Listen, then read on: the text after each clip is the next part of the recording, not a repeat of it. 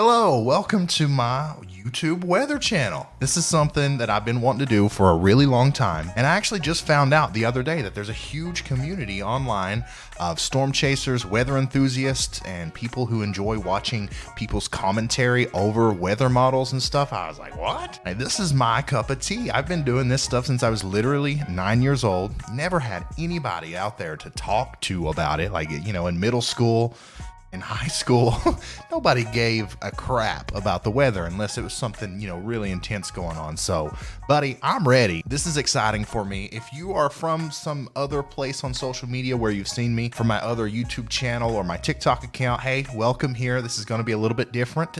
We're just talking about the weather, son. Look, I got a hook echo for a tornado right on my nipple. We're getting serious, son. All right, let's talk about the weather, bulls. Now, for long-range forecasting, I like to look at three models: the Euro, the Canadian, and the GFS. There's more out there, but those are the three I like to look at. For anybody that doesn't know, we use those things to kind of see into the future and look at what could happen with the weather up to 384 hours out. Now, obviously, they're not always right, but we like to look at them. It's fun to speculate, and it also helps us understand what's actually going to happen as we get closer to whatever, is going to happen. But before we can talk about the future, we got to talk about the present, son. What's going on right now? Let's look at the radar. So here's the national radar, the United States of America. Not much going on right now. We do have a very thin line of snow heading towards Milwaukee, Chicago, Green Bay, this area up here. Now, this is associated with a little bit of something that's going to try to become a clipper and eventually work its way down into Ohio, West Virginia, Kentucky. It's not going to do much. There's going to be a little warm bubble in it, and it's going to keep most people in the rain zone. So as far as snow goes, it's not going to be much. Even if it was all snow, it wouldn't be much. It's a fast-moving light clipper. But if we zoom out and we go over here to the Rockies, we got all kinds of stuff going on. Look at here, son. We've got some snow in the higher elevations in Idaho, Oregon, Washington, little bit of Montana.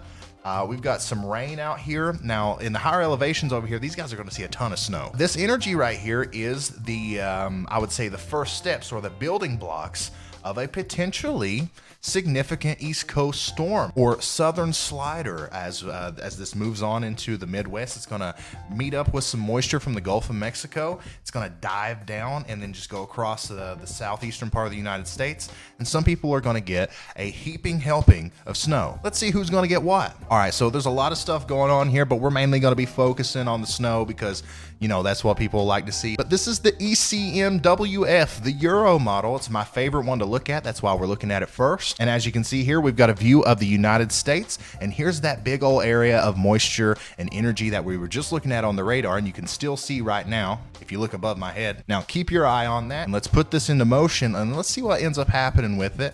As we come across here, you can see it's snowing across the Rocky Mountains. It kind of, what happens a lot of times with systems that come off the Pacific Ocean, as they go over the Rocky Mountains, it kind of squeezes out the moisture. So a lot of the energy from the Pacific part of this storm is going to be mostly dissipated before it gets to the East Coast or the southeastern part of the United States, but that's okay, because check this out. Once we push it a little bit forward, that starts sucking up some moisture from the Gulf of Mexico. You see, we've got a big old area, big precipitation area right here from the Gulf of Mexico in eastern Texas, eastern Oklahoma, all the way up through Kansas, and all the way up to South Dakota.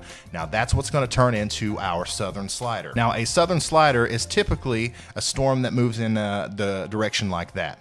And a lot of times the northern side will get snow, the southern side will usually just get some rain. Because generally these storms, these southern sliders, even though they can produce some pretty significant amounts of snow, they're not very strong. That's why they slide off to the south like that. If it was a very strong low pressure system, most of the time they gravitate towards the north. You can see it really starting to wrap up right there. We're at 1 a.m. on Thursday, January 7th, and we've got heavy snow bands in northern Arkansas and southern Missouri. You can see the Euro really isn't confident about a very strong low pressure system right here, but we do have a lot of cold air coming in from the north, and we've got that moisture coming in from the south, so it is there, but it's not going to be very strong. And as you can see, southern Missouri, northern Arkansas are really going to get hit a lot on this model.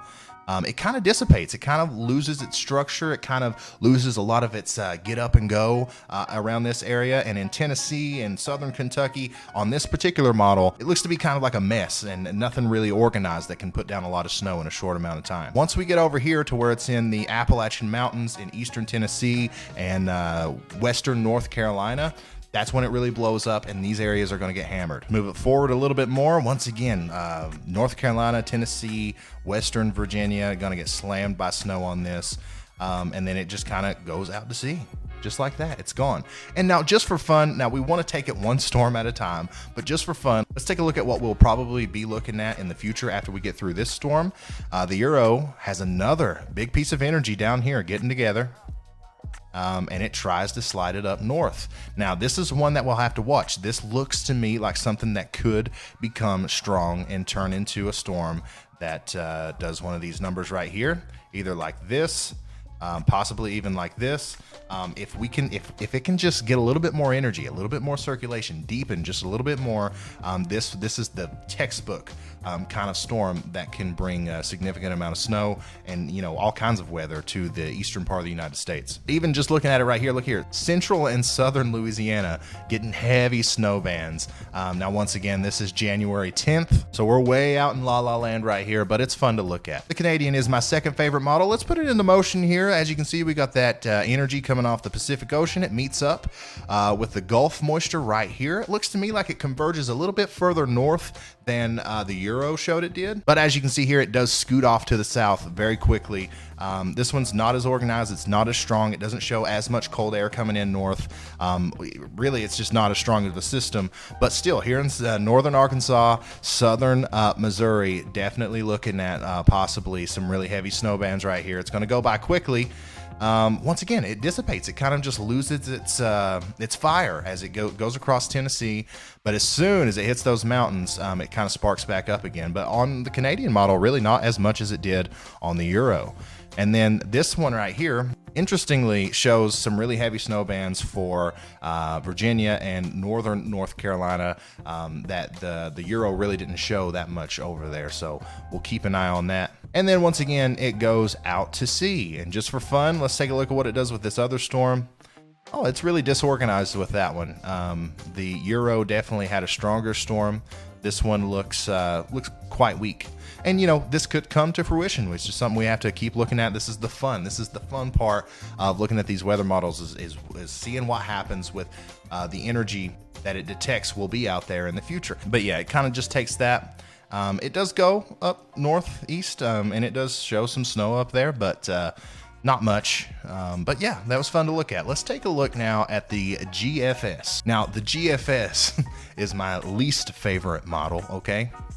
Not for any particular reason. Like I said, I've been doing this since I was like 9 years old. Literally used to print out. I had to print out the models to look at them.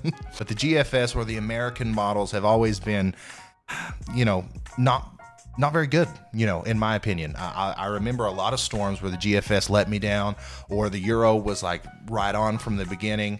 But I can't remember any, you know, right on from the beginning stories for the GFS. I could be wrong. You know, it's all anecdotal, and my puny brain has nothing compared to the supercomputers and the geniuses that programmed it, that's putting this stuff out. So like, it's just my least favorite. Take that as you will. Let's put it into motion here. GFS shows that moisture coming right along. It meets up with that Gulf moisture on Wednesday, January 6th, and it does. It slides right down, and it dissipates. It kind of loses its steam in Tennessee. I'm sorry, Tennesseans, but like, it does not look good for you. Blows up a big old area of snow right here in the Appalachian Mountains. Pretty confident at this point that somebody in the Appalachian Mountains is going to get a lot of snow out of this system. Let's see what it does as we move on. A little bit of snow in central and eastern Virginia. Not as much as what the Canadian was showing, but there's a little bit there. And then it kind of, this one actually moves, it looks to me like it moves a little bit more north and east than the Canadian and the Euro show. Let's watch it one more time pretty fast. I like to do this. I like to rock the model back and forth and really get an idea of what it's going to look like. This also helps you out. Like, watch, do you see the low pressure system right here? Watch that. As I rock this back and forth, that low pressure system kind of dances a little bit right there at the beginning. It's really not that bad. Sometimes it moves all over the place and it's like crazy. This one just kind of has one frame where it's a little bit out of place. A lot of times when that happens, it just shows you that the model just has no idea exactly what's going on. And the exact placement of the low is probably wrong if there's a lot of jibber jabber going on. But this one's, you know, after that first little blip, it's pretty consistent. It moves off to the north and east at a pretty good clip. So yeah, this storm's pretty much on land now. I would say it's handling it pretty well. And the GFS for that next storm, just really nothing. So yeah, that's the GFS, bulls. All right, here's the model everybody's waiting for. How much snow we gonna get? I don't want to hear about no millibars. I don't want to hear about no frontogenesis. How much white fluffy stuff's gonna be on my porch? Well, buddy, let's figure it out right now. This is the GFS. This is the total accumulated snowfall over time, and this is a 10-to-1 snow ratio. So it's kind of like if there's an inch of rainwater that falls in the frozen air, that should equal 10 inches of snow. 1 inch of rain, 10 inches of snow. All right, let's put it into motion. We got a bunch of snow up there in the northwest in Washington. Look at that. And then as we go on down, we've got a little bit of snow coming across Missouri and western Kentucky, southern Illinois. And then you can really see it bombs up right here. This is the sweet spot for the GFS. And then just for fun, let's go all the way out. That second storm's putting down over 6 inches of snow in some parts of Texas and Louisiana. And then as we go way on out, we're in La La Land here. Don't look at this too closely. This is the total 384-hour forecast for snow from the GFS. Pretty much anybody above this line, north of this line right here, is almost kind of like guaranteed that you're at least going to see a flurry. You're going to see a flurry over the next couple weeks, I promise. Now, we got to put two big question marks in these areas right here because we don't know for sure what's going to happen there. Depending on that first storm that we were looking at, that could change drastically. All right, let's take a look at the Canadian model. And this time we're going to zoom in a little bit on the heaviest hit areas. Watch it come down through here. Oh, look, I didn't even notice this. The Canadian actually shows some, you know, traces of snowfall from the little clipper I was talking about with that little band of snow that's on the radar right now. A lot of the other models had a lot of these areas, especially in this region right here, getting mostly rain. So it's cool to see a trace of snow. I live in this area, so I'm always happy to see snow. But yeah, it looks like the Canadian's a little bit colder with that clipper that's coming through tonight, but that's not what we're talking about. Let's watch our next storm come in. All right, so we're looking at over 6 inches of snow in northern Arkansas right here. That's cool. And then we really get a lot of snow. The Appalachian Mountains right in here.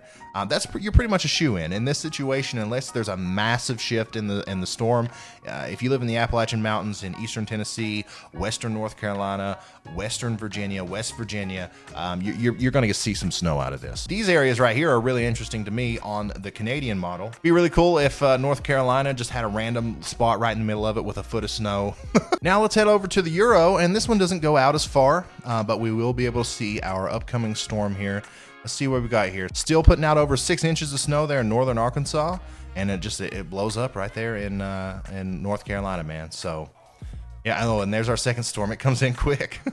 Look at that, 10 inches of snow near the Gulf of Mexico. That's awesome. And yeah, actually the 18Z Euro is rolling right now. So let's see if we've got any frames of that we can show. So this is just a new version of the model we just looked at. It's with newer information. Let's see what we got. It probably won't show the whole storm, but it'll show a little bit.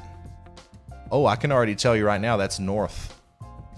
That is north, yeah. So this is the 18Z Euro that just came out while I was making this video. Yeah, that's north. Look, in the previous run, we did have this, right? But it was a little bit further south, but we didn't have this. That's, 10 inches of snow in southern Missouri. It was not showing that earlier. It doesn't show nearly as much breaking up in the middle of Tennessee. We've got some, 4 or 5 inch areas there, and it hasn't, it's not out far enough, and not enough frames have came out to show exactly what's going to be happening over in this region. So let's go back to the 12Z data and let's show the whole country again, just in case we got somebody up in South Dakota that's watching. Let's go on and push it all the way through as far as we can get it, and that's the typical, that's what we're looking at. All right, guys, that's all I got for you on this one. I think in my next video I'm gonna try to do this daily, but on my next video I'm gonna do a first call for snowfall, kind of make my own predictive map on where I think the most snow is going to fall. And yeah, make sure you leave a comment down below. Say, tell me where you live, or around about where you live. Ask any questions you want to ask. This is extremely awesome to me. I don't care if these videos never get more than 100 views a piece or whatever. This is strictly something that I'm doing for fun, and I love it already. I've enjoyed this very much. So make sure you like and subscribe, because I am going to be trying to do this every day. And if you like what you see, if you want to hang out and talk weather, I'm sure we'll eventually have a Discord server. We'll do live streams. It's gonna be dope, man. Guys, thank you for watching. I'm gonna stop babbling now. I will see you in the next one. Goodbye.